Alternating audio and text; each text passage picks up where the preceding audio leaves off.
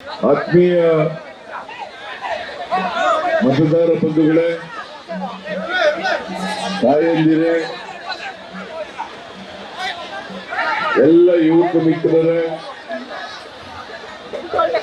ಮಾಧ್ಯಮದ ಗೆಳೆಯರೇ, ದಯಮಾಡಿ ಹಿಂದೆ ರೀತಿಯವರು ಮುಂದೆ ಬನ್ನಿ.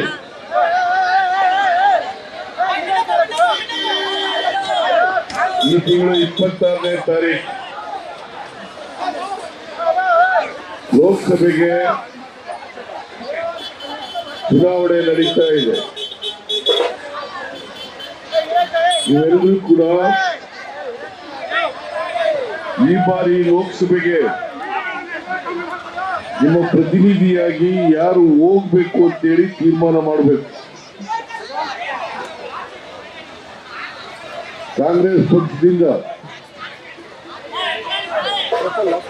ಶ್ರೀಮತಿ ಸೌಮ್ಯಾ ರೆಡ್ಡಿ ಅವರು ಅಭ್ಯರ್ಥಿಯಾಗಿ ಸ್ಪರ್ಧೆ ಮಾಡಿದ್ದಾರೆ. ಬಿಜೆಪಿಯಿಂದ ತೇಜಸ್ವಿ ಸೂರ್ಯ ಈಗಾಗಲೇ 5 ವರ್ಷ ಲೋಕಸಭಾ ಸದಸ್ಯರಾಗಿ ಪೂರ್ಣಗೊಳಿಸಿರ್ತಕ್ಕಂಥವರು. ಅವರು ಮತ್ತೊಮ್ಮೆ ನಿಮ್ಮ ಆಶೀರ್ವಾದವನ್ನು ಕೇಳಿ ಸ್ಪರ್ಧೆ ಮಾಡಿದ್ದಾರೆ. ನೀವು 26ನೇ ತಾರೀಕು ತೀರ್ಮಾನ ಮಾಡಬೇಕು. ಸೌಮ್ಯಾ ರೆಡ್ಡಿ ಅವರನ್ನ ಕಳಿಸ್ಬೇಕಾ ಇಲ್ಲ ತೇಜಸ್ವಿ ಸೂರ್ಯ ಕಳಿಸ್ಬೇಕಾ ಅಂತೇಳಿ. 5 ವರ್ಷಗಳು ಲೋಕಸಭಾ ಸದಸ್ಯರಾಗಿ ತೇಜಸ್ವಿ ಸೂರ್ಯ ಈ ಕ್ಷೇತ್ರದಲ್ಲಿ ಅವರ ಸಾಧನೆ ಶೂನ್ಯ.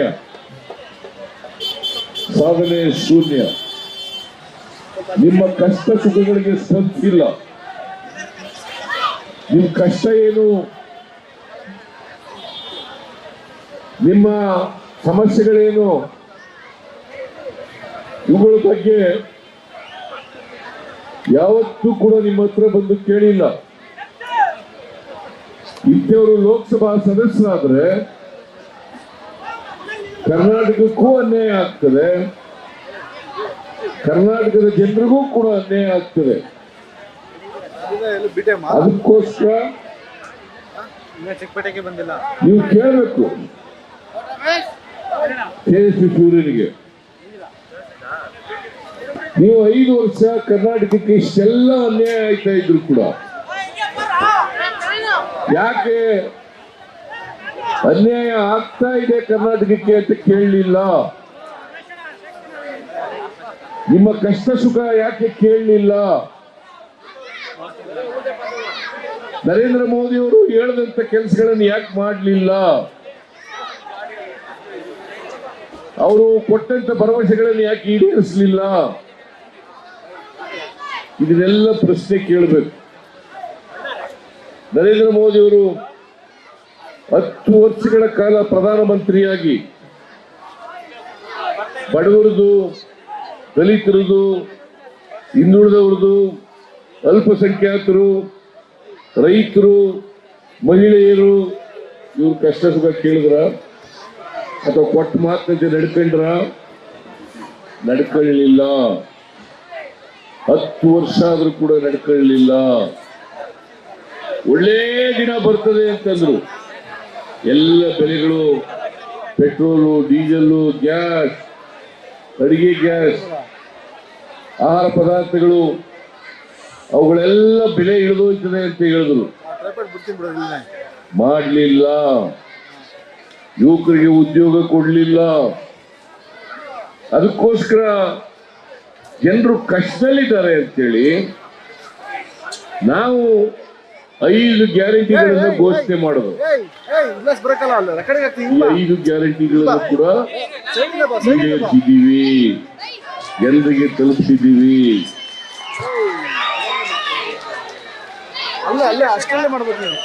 ಶಕ್ತಿ ಯೋಜನೆ ಕಾರ್ಯಕ್ರಮದ ಮೂಲಕ ಮಹಿಳೆಯರಿಗೆ ಫ್ರೀಯಾಗಿ ಅವರನ್ನ ಬಸ್ನಲ್ಲಿ ದುಡ್ಡು ಕೊಡಂಗಿಲ್ಲ. ಅವರು ಕರ್ಕೊಂಡು ಹೋಗ್ತೀವಿ, ತಿರುಗಾಡಿಸ್ತೀವಿ. ಹೆಣ್ಮಕ್ಳಿಗೆ ತಿಂಗಳಿಗೆ 2,000 ರೂಪಾಯಿ ಕೊಡ್ತೀವಿ. ಉಚಿತವಾಗಿ ಕರೆಂಟ್ ಕೊಡ್ತೀವಿ 200 ಯೂನಿಟ್ವರೆಗೆ. 5 kg ಅಕ್ಕಿಗೆ 170 ರೂಪಾಯಿ ಪ್ರತಿಯೊಬ್ಬರಿಗೆ ಕೊಡ್ತಾ ಇದ್ದೀವಿ. ಯುವ ನಿಧಿ, ಯಾರು ಗ್ರಾಜ್ಯುಯೇಟ್ ಆಗಿ ಕೆಲಸ ಇಲ್ಲ ಅವ್ರಿಗೆ 2 ವರ್ಷದವರೆಗೆ ನಿರುದ್ಯೋಗ ಭತ್ಯೆ ಕೊಡ್ತಾ ಇದ್ದೀವಿ 3,000 ರೂಪಾಯಿ. ಡಿಪ್ಲೊಮಾ ಹೋಲ್ಡರ್ಸ್ಗೆ 1,500 ರೂಪಾಯಿ ಕೊಡ್ತಾ ಇದ್ದೀವಿ. ಇವತ್ತು ಬರಗಾಲ ಇದೆ ಕರ್ನಾಟಕದಲ್ಲಿ, ಏನಾದರೂ ಸಹಾಯ ಮಾಡಿದಾರ ಕೇಂದ್ರ ಸರ್ಕಾರದವರು? ನಾವು 4,30,000 ಕೋಟಿ ರೂಪಾಯಿ ಒಂದು ವರ್ಷಕ್ಕೆ ತೆರಿಗೆ ಕೊಡ್ತೀವಿ. 4,30,000 ಕೋಟಿ. ನಮಗೆ 50,000 ಕೋಟಿ ಮಾತ್ರ ವಾಪಸ್ ಬರೋದು. 100 ರೂಪಾಯಿ ಕಲೆಕ್ಟ್ ಮಾಡಿ ಕೊಟ್ರೆ ಬರೀ 13 ರೂಪಾಯಿ ಮಾತ್ರ ವಾಪಸ್ ಬರ್ತದೆ. ಸಾಕು, ಇದು ಅನ್ಯಾಯ ಅಲ್ಲವಾ? ಈ ಅನ್ಯಾಯನ ಯಾವತ್ತಾರು ತೇಜಸ್ವಿ ಸೂರ್ಯ ಕೇಳಿದಾರ? ಮತ್ತೆ ಕರ್ನಾಟಕಕ್ಕೆ ಅನ್ಯಾಯ ಆಯ್ತಾ ಇದ್ರು ಕೂಡ ಯಾಕೆ ಅವರು ಸುಮ್ಮನಿದ್ದಾರೆ? ಬೇರೆ ಎಂಪಿಗಳೆಲ್ಲ ಸುಮ್ಮನೆ ಹಾಕಿದ್ದಾರೆ.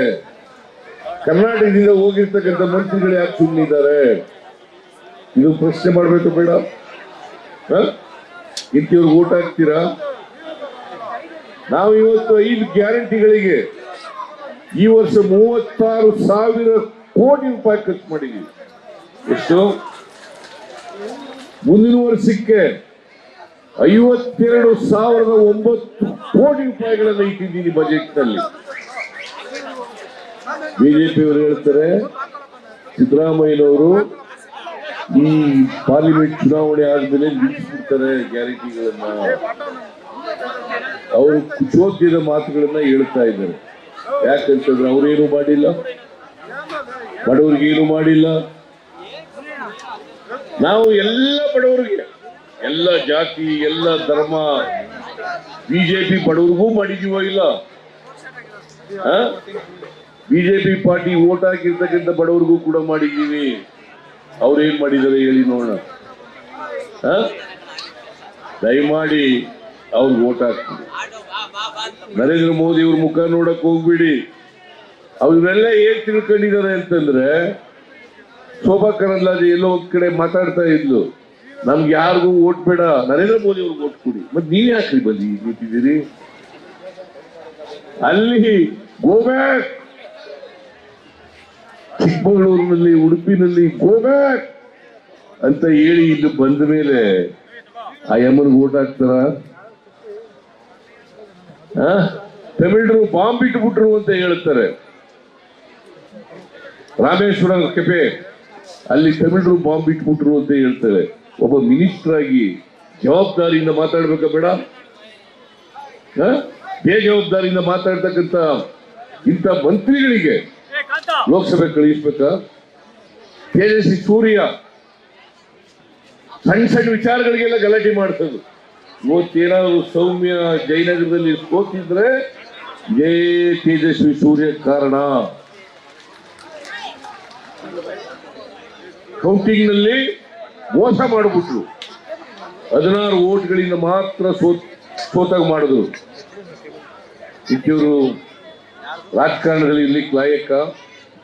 ಇವತ್ತು ಪ್ರಜಾತಂತ್ರ ಅಪಾಯದಲ್ಲಿದೆ, ಸಂವಿಧಾನ ಅಪಾಯದಲ್ಲಿದೆ, ನಿಮ್ಮ ಹಕ್ಕುಗಳು ಅಪಾಯದಲ್ಲಿದ್ದಾವೆ.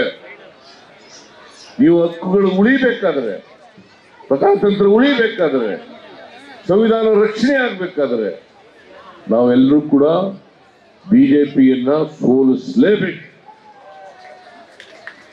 ಬಿಜೆಪಿಯನ್ನು ಸೋಲಿಸಲೇಬೇಕು, ಕಾಂಗ್ರೆಸ್ ಅನ್ನ ಗೆಲ್ಲಿಸಬೇಕು. ಮತ್ತೆ ನಾವು ಸುಮ್ಮನೆ ಓಟ್ ಕೇಳಲ್ಲ, ನಾವು ಕೆಲಸ ಮಾಡಿದ್ದೀವಿ. 5 ಗ್ಯಾರಂಟಿಗಳನ್ನು ಜಾರಿ ಕೊಟ್ಟಿದ್ದೀವಿ, ಜನರಿಗೆ ಹಣ ತಲುಪಿಸಿದ್ದೀವಿ. ಅದಕ್ಕೋಸ್ಕರ ಯಾರು ಕೆಲಸ ಮಾಡಿರ್ತಾರೆ ಅವ್ರಿಗೆ ಕೂಲಿ ಕೊಡ್ಬೇಕು ಬೇಡ? ಏನು ಕೆಲಸ ಮಾಡದಿದ್ದವ್ರಿಗೆ ಕೂಲಿ ಕೊಡಕ್ಕಾಗ್ತದ? ಆಮೇಲೆ ಬರಗಾಲ ಬಂದಿದೆ, ಕುಡಿಯ ನೀರಿನ ಸಮಸ್ಯೆ ಇದೆ. ನಾವು ಕಾವೇರಿ ಇಂದ ಇವತ್ತವರೆಗೆ 5 ಹಂತದಲ್ಲಿ ಕೂಡ 60% ಮಾತ್ರ ಕುಡಿಯ ನೀರು ಕೊಡ್ತೀವಿ ಇನ್ನು ಕಾವೇರಿ ನದಿಯಿಂದ. ಇನ್ನು ಉಳಿದಂತ 40% ಬೋರ್ವೆಲ್ಗಳಿಂದ ನೀರು ಕೊಡ್ತೀವಿ. ಬೋರ್ವೆಲ್ಗಳು ಮಳೆಯಿಂದ ಬತ್ತೋಗ್ಬಿಟ್ಟಿದ್ದಾವೆ, ಟ್ಯಾಂಕರ್ ಮೂಲಕ ನೀರು ಕೊಡ್ತಾ ಇದ್ದೀವಿ. ನಾನು ಹೇಳಿದ್ದೀನಿ ಬೆಂಗಳೂರು ನಗರದ ಜನರಿಗೆ, ಯಾವ ಅಧಿಕಾರಿಗಳಿಗೆ ಯಾವ ಕಾರಣಕ್ಕೂ ಕೂಡ ಕುಡಿಯ ನೀರಿಗೆ ತೊಂದರೆ ಆಗಬಾರದು, ಎಷ್ಟೇ ಖರ್ಚಾಗಲಿ ಕೊಡಬೇಕು, ನೀರನ್ನು ಕೊಡಬೇಕು ಅಂತ ಹೇಳಿದ್ದೀವಿ.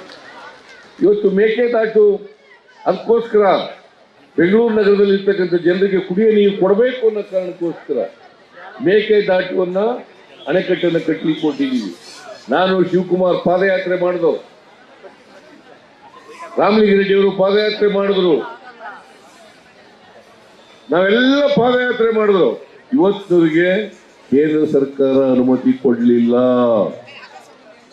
ಯಾರು ಕೊಡಲಿಲ್ಲ? ನರೇಂದ್ರ ಮೋದಿ ಅವರ ಸರ್ಕಾರ ಕೊಡಲಿಲ್ಲ. ಈ ಕೇಂದ್ರ ಸಚಿವರು ಯಾವತ್ತಾರು ಮೇಕೆದಾಟಿಗೆ ಪರ್ಮಿಷನ್ ಕೊಡಿ ಅಂತ ಮಾತಾಡಿದಾರ?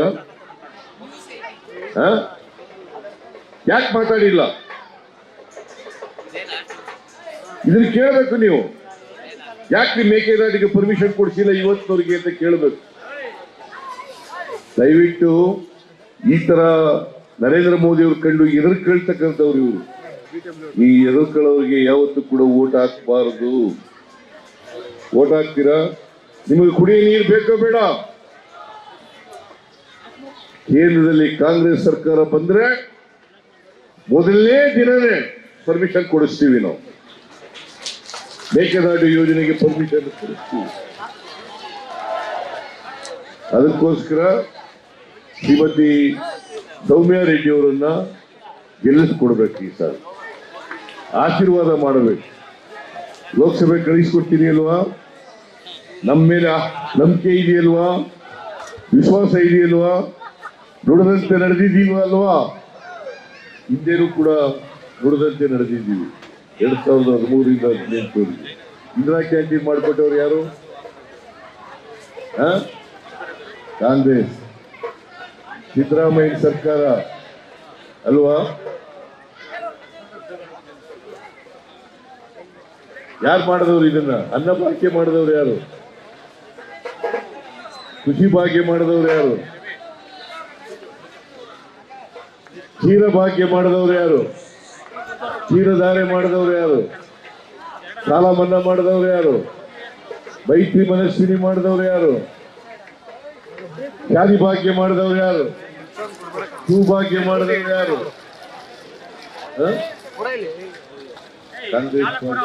ಕಾಂಗ್ರೆಸ್ ಪಾರ್ಟಿ ಗೆಲ್ಲಿಸಬೇಕು ಬೇಡ? ದಯಮಾಡಿ 26ನೇ ತಾರೀಕು ಮತಗಟ್ಟೆಗೆ ಹೋಗಿ ಸೌಮ್ಯಾ ರೆಡ್ಡಿ ಅವರ ಗುರುತು